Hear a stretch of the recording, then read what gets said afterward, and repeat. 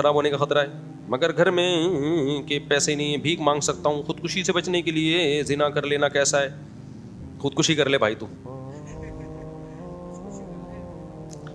یہ جو اپنے آپ کو اتنا مجبور سمجھ بیٹھتے ہیں نا کہ اب مجھے عورت نہیں ملی تو میں تو مر جاؤں گا, یہ اپنے اوپر آپ نے شہوت کو مسلط کر لیا ہے.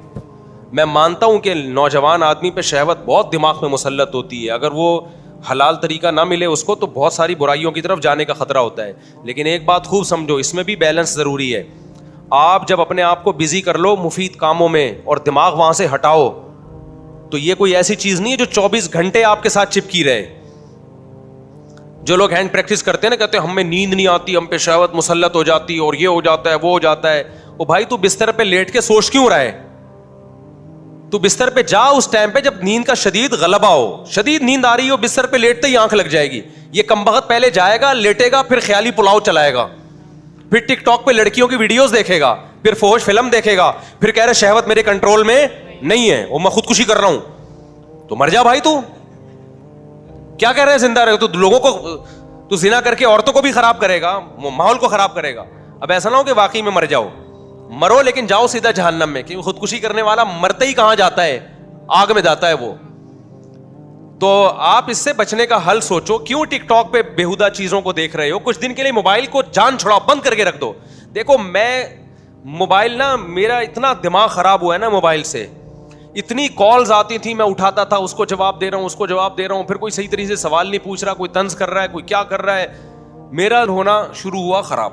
پھر یوٹیوب پہ ویڈیوز دیکھ رہا ہوں, کوئی ویڈیو میں الٹی بات کو, کوئی جھوٹا الزام کسی پہ لگا رہا ہے, کوئی کسی پہ, آدمی ڈپریشن میں جاتا ہے. پھر ڈالر یہاں پہنچ گیا, ابھی نیند اڑ گئی نا, اگلے دن دیکھا ابے اور کرنسی, اب ہم نے کہا بوریوں میں پیسے لے کے جائیں گے تھوڑے دنوں میں ہم. یہ سب کے ساتھ ہوتا ہے, میرے ساتھ بھی ہوا. پھر دیکھ رہے ہیں اس نے اپنی بچی کو قتل کر دیا غربت میں, اس نے بل جلایا اور خودکشی کر لی, پھر یہ کر لی. دیکھتے دیکھتے آدمی, اور اچھا دوسری طرف خبر انڈیا چاند پہ پہنچ گیا. انڈیا کہاں پہنچ گیا؟ پھر ایک مذہبی اسکالر کی تقریر آئے گی, وہ فلاں دائرہ اسلام سے خارج ہے, یہ سارے مولوی 2 نمبر, بس میں ہی ہوں جو ٹھیک ہوں. اس سے اور ڈپریشن. اس کا حل یہ کہ بھائی آپ بہتر ہے موبائل کو فلائٹ موڈ پہ لگاؤ, لاکر میں بند کر دو. بہتر تو یہ توڑ دو اس کو.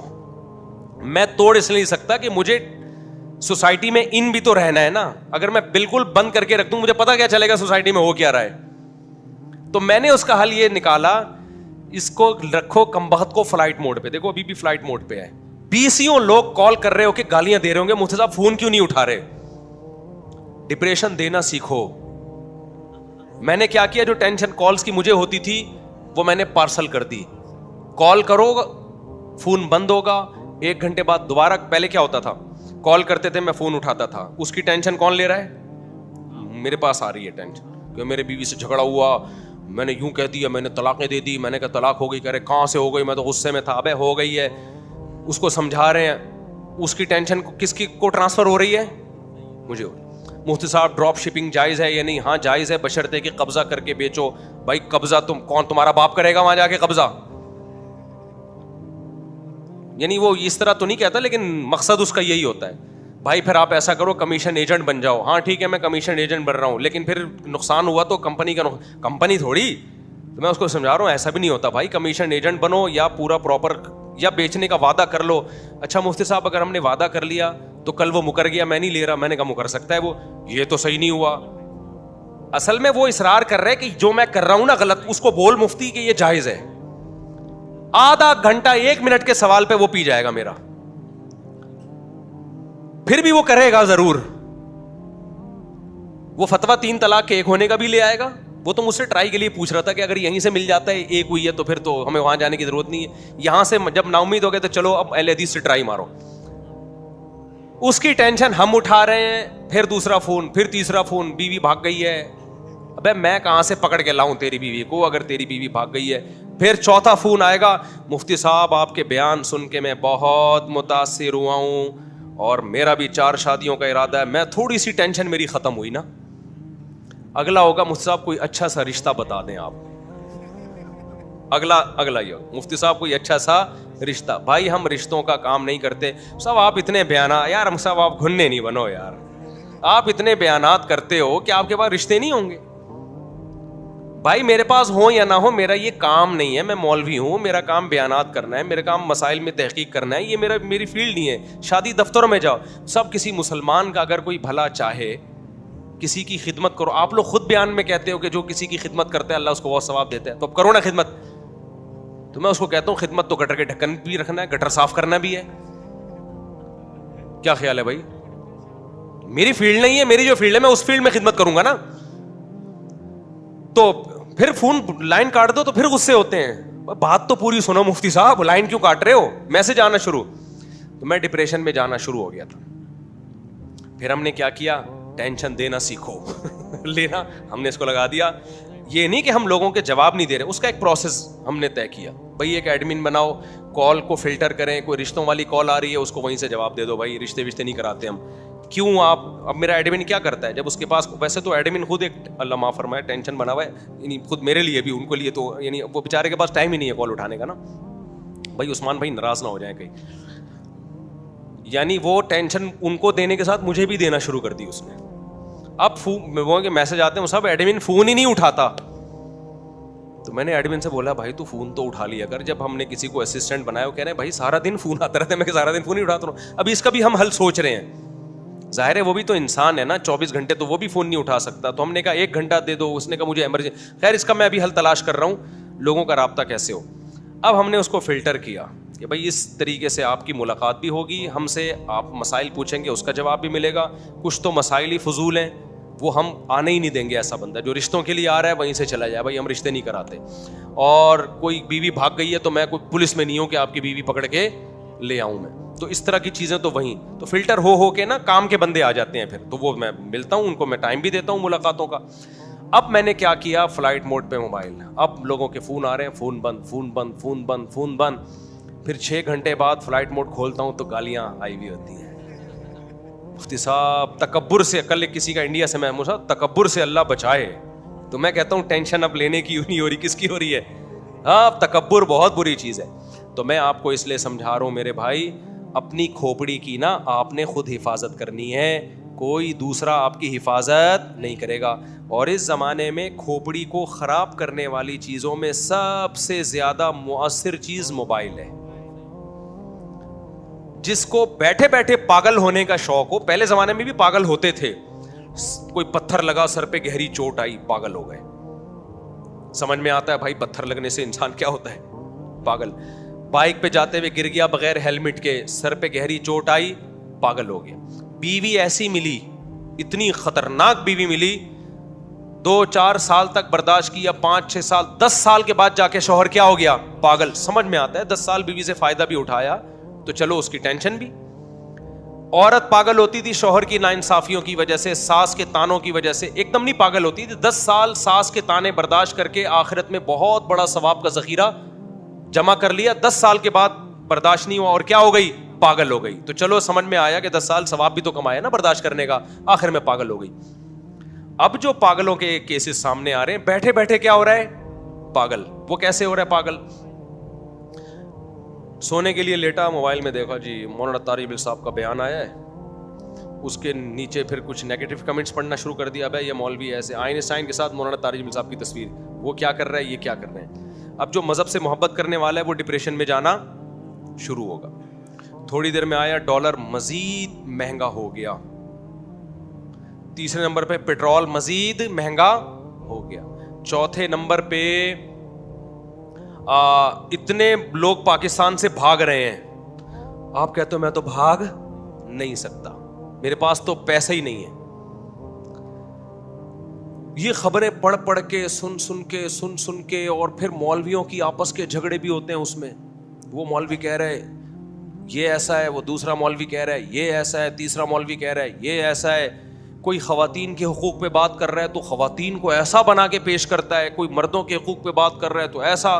اتنی کھچ پچ کھچڑیاں پکتے بیٹھے بیٹھے پاگل ہونا, کسی کو دیکھنا ہونا, تو اس طریقے سے انسان کیا ہو جاتا ہے, پاگل ہو جاتا ہے. اس کا طریقہ یہ ہے میرے بھائی, اپنی جانوں پہ رحم کرو, موبائل کو اٹھا کے لاکر میں رکھ دو. میں اس لیے نہیں رکھ پا رہا کہ مجھے سوشل میڈیا میں ان رہنا پڑتا ہے, سمجھ. اچھا, پاگلوں کی ایک اور قسم بھی ہے جو لوگوں کو پتا نہیں ہے, لیکن وہ بھی پاگل ہوتے ہیں. وہ ہوتے ہیں جو ولاگرز کو دیکھ رہے ہوتے ہیں, وہ ولاگز جن کا آپ کی عملی زندگی سے کوئی تعلق نہیں, وہ بھی پاگل ہوتے ہیں. ولاگرز نے اس طرح بھی پاگل کیا, لیٹرین میں بیٹھا ہوا ہے, اب میں آیا ہوں تھکا ہوا ہوں, میں واش روم میں, شکر ہے نیچے والا پورشن نہیں دکھا رہا, صرف اوپر کا دکھا رہا ہے. میں بیٹھا ہوا ہوں, لوگ دیکھ رہے ہیں, ملینز لوگ دیکھ رہے ہیں, ملینز لوگ. خواتین کے میں آٹا گوندھ رہی ہوں, میں آلو کاٹ رہی ہوں. اب میں صبح اٹھ کے میں آلو کاٹتی ہوں, پھر میرے بچے اسکول جاتے ہیں, ایکچولی میں ان کو وین میں بٹھاتی ہوں, بہت کام ہوتے ہیں میرے سارا دن. ملینز لوگ دیکھ رہے ہیں یار. ہمارے دیسی گھی پہ اعتراض ہو رہا ہے, جس میں ہم نے تھوڑا میسج دے دیا کہ یار دیکھو بچے کتنے پیارے ہوتے ہیں, اچھے لگتے ہیں نا باپ کے ساتھ کام میں ہاتھ بٹا رہے ہو. اور واشنگ مشین پہ اعتراض ہو رہا ہے کہ واشنگ مشین, وہ کپڑے دھونے والی واشنگ مشین نہیں تھی بھائی, وہ تھی گھی کے لیے, اس میں کبھی کپڑے نہیں دھلے. اچھا خیر, تو لیٹرین میں بیٹھا ہوا ہوں میں بہت تھک گیا ہوں, اب میں نے سونا ہے, اب میں برگر کھا رہا ہوں, اب میں بوتل پی رہا ہوں. یہ بھی پاگلوں کی, وہ پاگل نہیں ہے جو ولاگ بنا رہا ہے, اس کو پتا ہے قوم پاگل ہے. اس کو کیا پتا ہے, اس کو پتا ہے قوم کیا ہے. وہ تو بہت عقل مند, ان کو تو میں اپریشیٹ کرتا ہوں کہ یار اس بے روزگاری میں تمہارے پاس کوئی ہنر نہیں تھا, کتنا اللہ نے تمہیں دماغ دیا ہے کہ کیسے پیسہ کمایا جاتا ہے. حلال تو ہے, میں حرام نہیں کہہ رہا اس پیسے کو, پاگلوں سے تو پیسے کمانا بہت ثواب کی بات ہے. لیکن قوم پہ ہوتا ہے کہ یہ بھی تھوڑے دنوں میں تم بھی پاگل ہو جاؤ گے. پھر نا وہ ولاگرز ہیں نا, جب آپ نے آج ان کا ولاگ دیکھا, وہ لیٹرین میں بیٹھا ہوا تھا اور آپ کا ڈیٹا ہی ختم ہو گیا, ان کو یہ ٹینشن ہوتی ہے یار جہی سے بیلنس ڈلواؤ, اٹھا کب ہے لیٹرین سے, واش روم سے, بیلنس ڈلواؤ, بیلنس, یہ دیکھنے کے لیے کہ واش روم میں بیٹھا ہی تو نہیں ہے ابھی تک. صبح اٹھ کے دیکھتے ہیں سب سے پہلے کہ یار کوئی نیا کلپ آیا ہے ان کا کہ نہیں آیا. تو اس کا مطلب آپ مینٹلی کیا ہو چکے ہو, پاگل. پاگلوں, دیکھو کسی نفسیاتی ڈاکٹر کے پاس بیٹھو جو خود پاگل نہ ہو, تو وہ تمہیں بتائے گا there are various types of پاگلز. جتنی پاگلوں کی قسمیں دریافت ہوئی ہے نا, اتنی دنیا میں کسی چیز کی قسم نہیں ہے. جو بھی تھوڑا بہت ایب نارمل ہے نا, اس کا مطلب وہ تھوڑا سا پاگل ہے, تھوڑا سا پاگل ہے. مثال کے طور پر کچھ لوگوں کو دیکھا ہوگا بیٹھے ہوئے ہیں نا, یوں ٹانگ ہلا رہے ہوتے ہیں, دیکھا ہے آپ نے بھائی, آپ نے دیکھا ہوگا بیٹھا ہوا نا یوں. آپ مذاق سمجھ رہے ہیں, حقیقت میں یہ پاگل ہے.